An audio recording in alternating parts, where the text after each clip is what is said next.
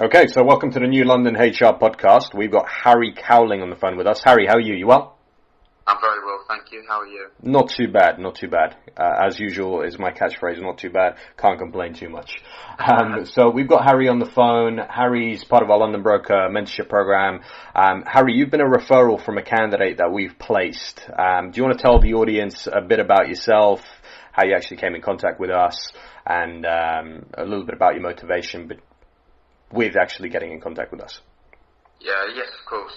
So I did my GCSEs at St Martin's School, then went to do my A-levels at Shenfield Sixth Form. I stayed at the Sixth Form for a year until I realised that it wasn't for me, and that instead I wanted to start earning and be in a workplace environment. I was recommended New London HR by a friend who had completed the London Broker Mentorship and landed himself a job in a matter of weeks, wasn't it? Yeah, I think we put Jensen in about, I think, 2.5, 3 weeks, yeah. Yeah. Then I spoke to yourself about the different mentorships available and decided that I was most interested in the London Broker Mentorship. But this decision was sort of based on my initial interest in finance, and I've always been interested in like the high speed, like hard working environment associated with trading. Broking's always intrigued me, but I only knew the basics of what it involved. So when I was given the opportunity to learn more about it, I was being trained to be more capable on the phone. I was all for it. Good. So you're really looking for a position that effectively you can kind of hunt what you eat. It's a commission-based environment that you're after, where you can put in the work and actually get the money back from the amount of work that you put in, right?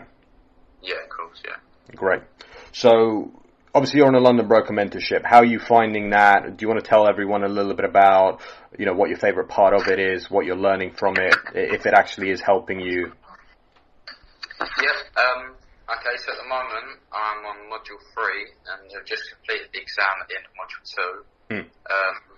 Found both the modules helpful, to be honest. I like Module 1 as I learned how to deal with objections through rebuttals.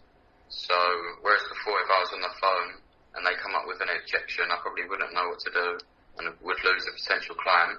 But now I sort of know to deploy a rebuttal in a hope to keep them interested and keep the call going. So yeah, that's good. Right. So it's just a recurring thing that we're getting from quite a few people is the objection handling format, where just so the audience understands that, which we obviously mentioned in a lot of the other podcasts, where when a client actually says, I'm not interested, or I need to think about this, objection handling allows you to really quickly get through that. Yeah, so sort of just dealing with negative view on the of course. Then being involved. So out of the first 3 modules, because you haven't completed the mentorship just yet, but out of the first 3 modules, which one's your favorite? And tell the audience a little bit about why. Probably Module 2, because of the Passover techniques, because I think it's vital for a junior broker to do that, because it's like the main task is to pass clients on that are interested, and if you can do that easily, if you easily pass them on to your senior, it makes your job a whole lot easier. And in the modules you get a list of different Passover techniques, so you're just more capable when you're on the phone. Good. So passing over, just so people understand, that is when you're a broker and let's say you haven't passed your exams yet, your job is to really generate that interest for the client. Now, once the client is looking to invest into something or need advice, which you're not able to give that advice yet, you need to pass it over to a senior broker, and that senior broker will give that information out and potentially close a deal with that advice in mind. Yeah. Great. Good. So look, thank you so much for doing the podcast. We're going to be sharing that on our website. I didn't ask you beforehand, Harry, but do you have a LinkedIn profile? No, not at the moment. No. Not at the moment. So I do recommend you make one, so people can actually add you after hearing the podcast.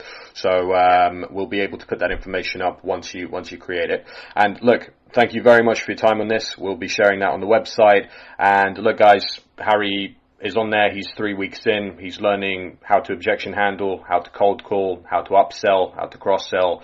A good thing is what he's learning is the objection handling, which is quite a recurring theme, like I say. So let's get a lot of good people on the mentorship, and we'll take it from there. All right, thank you. Thank you.